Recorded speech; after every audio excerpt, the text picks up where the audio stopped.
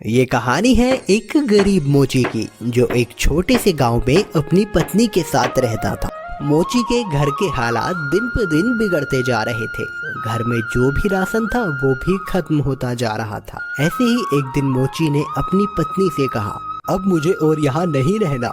यहाँ ना तो कोई कमाई हो पा रही है और ना ही कोई काम मिलता है। अरे पड़ोस का गांव बहुत बड़ा है, अब मैं वहाँ जाकर अपना मोचीगिरी का काम करूँगा।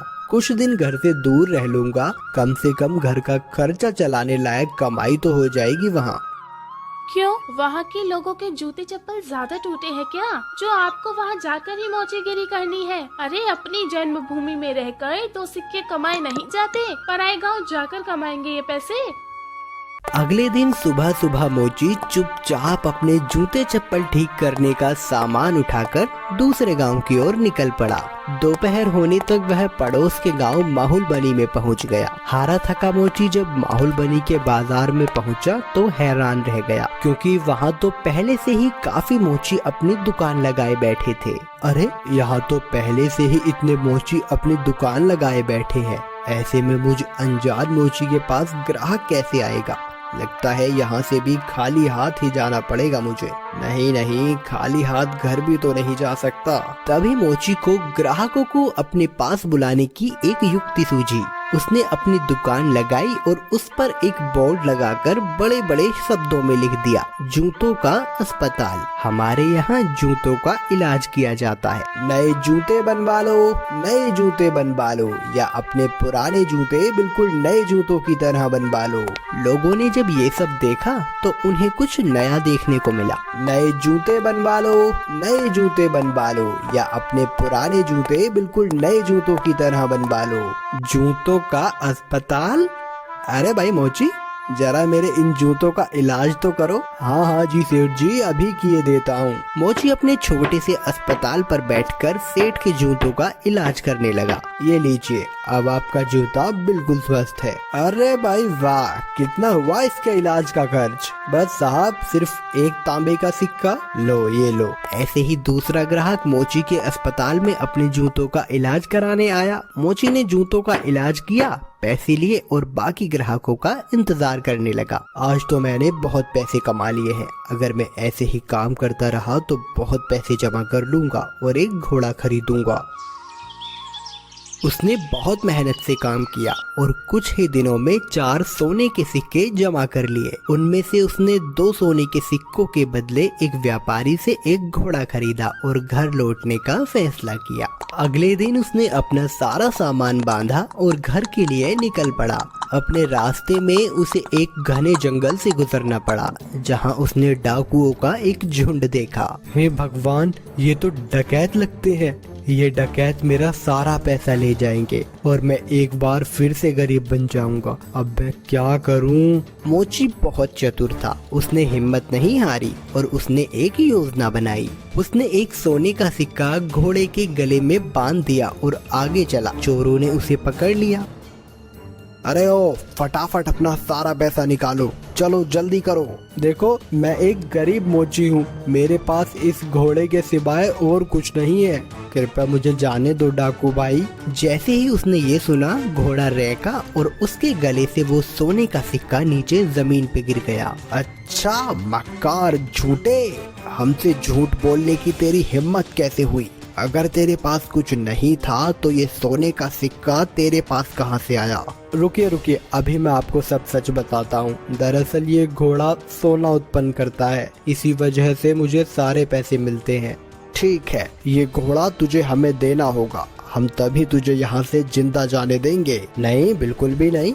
अगर मैं इसे तुम्हें दे दूंगा तो मेरे पास कुछ भी नहीं बचेगा। चलो, हम तुम्हें इसके बदले 50 सोने के सिक्के देंगे।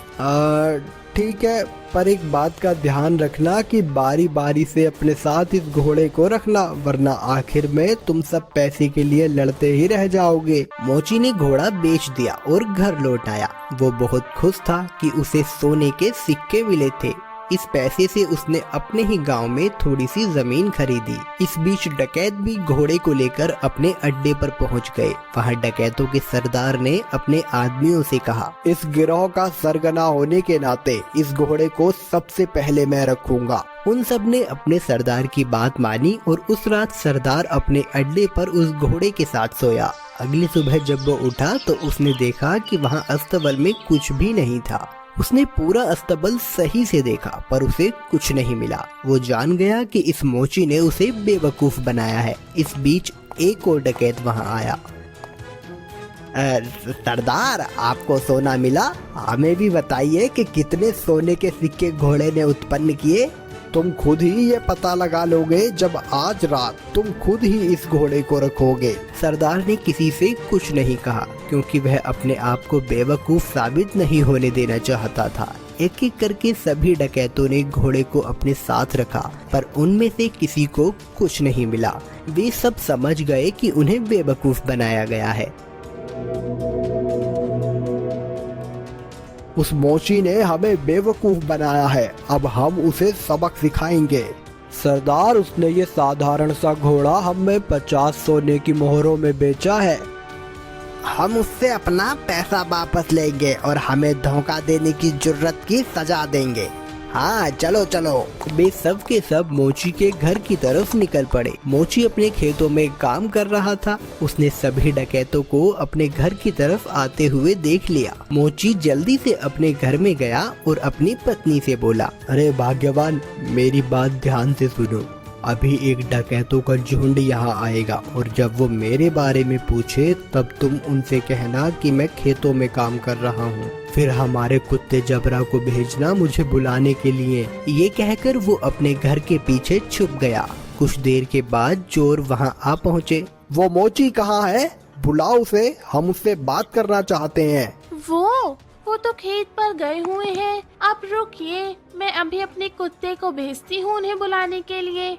जबरा, तनिक अपने मालिक के पास तो जाना और जाकर उनसे कहना कि कुछ लोग उनको बुलाने आए हैं। ये सब क्या है? क्या जबरा सचमुच तुम्हारे पति को यहाँ ले आएगा? जरूर, वो हर बात समझता है। जब वो खेत पर होते हैं और मुझे उनसे बात करनी होती है तो मैं बस जबरा को उनके पास भेज देती हूँ और जबरा मेरी बातें उन तक पहुँचा देता है। डकैत मोची की पत्नी से बात कर रहे थे तभी मोची वहाँ आ पहुँचा। ओह डकैत भाई, आप आए हैं। जबरा ने मुझे बताया कि आप मुझसे कुछ बात करना चाहते हैं। हमें तुम्हारे इस घोड़े से कुछ नहीं मिला। तुमने हमें धोखा दिया, हमसे झूठ बोला। अरे आप कैसी बात कर रहे हैं? मुझे लगता है आपको कुछ तो गलतफहमी हुई है। आज जो कुछ भी मेरे पास है सब कुछ उस घोड़े की बदौलत ही है। अच्छा चलो ठीक है, हम तुम पर एक बार और विश्वास करते हैं, पर उसके बदले तुम्हें हमें ये कुत्ता भी बेचना होगा। अरे नहीं, बिल्कुल भी नहीं, मैं इस कुत्ते को तुम्हें नहीं बेच सकता। अरे चलो, हम इसके लिए तुम्हें 40 सोने के सिक्के देंगे। थोड़ा इनकार करने के बाद मोची सहमत हो गया कुत्ता बेचने के लिए। चोरों ने जबरा को लिया और चले गए। जब सभी डकैत अपने अड्डे पर पहुंचे तो सरदार ने ऐलान किया कि वो पहला होगा जो कुत्ते को अपने पास रखेगा। बाकी डकैतों ने उसकी आज्ञा मानी और चले गए। सरदार ने अपने बेटे श्याम को बुलाया। सुनो श्याम, मैं अब काम पर जा रहा हूँ। अगर मेरी जरूरत पड़े तो इस कुत्ते को मुझे बुलाने के लिए भेज देना। जैसा आप कहो पिताजी। कुछ देर बाद एक डकैत को अपने सरदार से एक काम आन पड़ा। उसने श्याम के पास आकर सरदार को बुलाने के लिए कहा, आप रुकिए, मैं तुरंत उन्हें बुलावा भेजता हूँ। जबरा, जा और जाकर पिताजी से कहना कि कोई वहाँ आया है उनसे मिलने। जबरा सरदार के अड्डे से भागा और बजाय सरदार के पास जाने के वो सीधा मोची के पास गया। जब सरदार घर वापस आया तब उसने देखा कि जबरा वहाँ नहीं था। वो जान गया कि जबरा जरूर अपने मालिक के पास गया होगा, तो वह अकेला फिर से मोची के घर गया।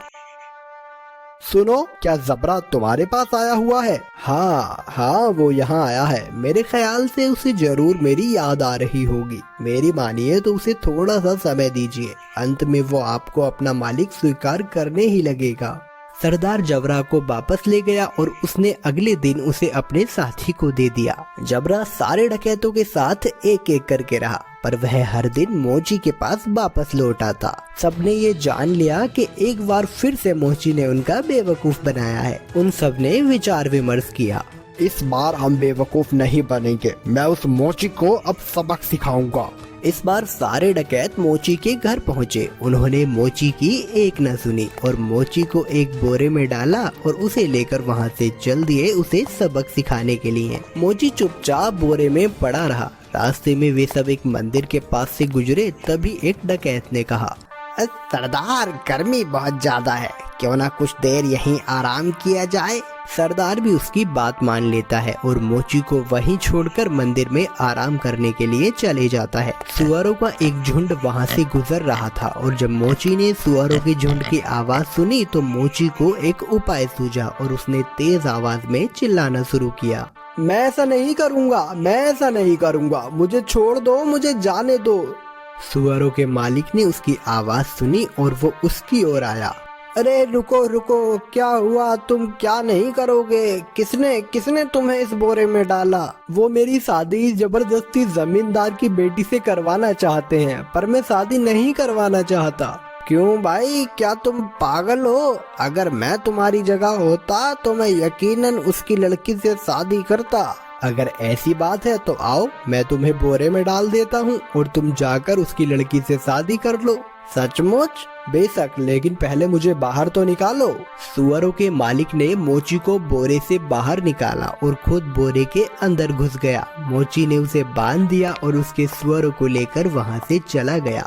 शाम को डकैत मंदिर से बाहर आए, बोरे को लिया और चले गए।